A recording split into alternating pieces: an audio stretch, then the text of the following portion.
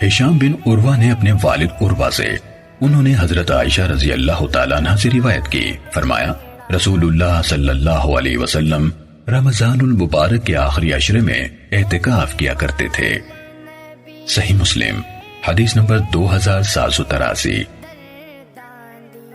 زہری نے عروہ کے واسطے سے حضرت عائشہ رضی اللہ تعالیٰ عنہ سے روایت کی کہ نبی کریم صلی اللہ علیہ وسلم رمضان کے آخری 10 دنوں میں اعتکاف فرمایا کرتے تھے، یہاں تک کہ اللہ تعالیٰ نے آپ کو وفات دی۔ پھر آپ صلی اللہ علیہ وسلم کی ازواج مطہرات آپ صلی اللہ علیہ وسلم کے بعد آخری عشرے میں اعتکاف کرتی رہیں۔ صحیح مسلم حدیث نمبر 2784۔ ابو معاویہ نے ہمیں یحییٰ بن سعید سے خبر دی، انہوں نے عمرہ سے، انہوں نے حضرت عائشہ رضی اللہ تعالیٰ عنہ سے روایت کی، انہوں نے کہا رسول اللہ صلی اللہ علیہ وسلم جب اعتکاف کا ارادہ فرماتے تو فجر کی نماز ادا کرتے، پھر اپنے حجرے میں داخل ہوتے۔ آپ نے ایک مرتبہ اپنا خیمہ نصب کرنے کا حکم دیا اور وہ لگا دیا گیا۔ آپ رمضان کے آخری عشرے کا اعتکاف کرنا چاہتے تھے، اس لیے خیمے کا انتظام پہلے سے فرما لیا۔ حضرت زینب رضی اللہ تعالی عنہا نے بھی خیمہ لگانے کا حکم دیا، وہ بھی لگا دیا گیا۔ پھر دوسری ازواج نے بھی اپنا اپنا خیمہ لگانے کا حکم دیا، وہ بھی لگا دیا گیا۔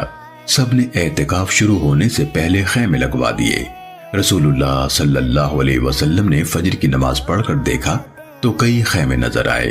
آپ نے فرمایا کیا ان کا ارادہ نیکی کا ہے یا محض باہمی مقابلہ؟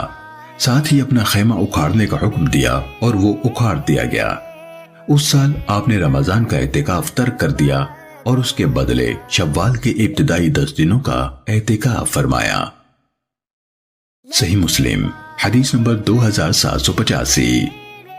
سفیان بن عیینہ، عمر بن حارث، سفیان ثوری، اوزاعی اور محمد بن اسحاق سب نے یحییٰ بن سعید سے، انہوں نے عمرہ سے، انہوں نے حضرت عائشہ رضی اللہ تعالیٰ عنہ سے اور انہوں نے نبی کریم صلی اللہ علیہ وسلم سے ابو معاویہ کی روایت کے ہم معنی روایت بیان کی۔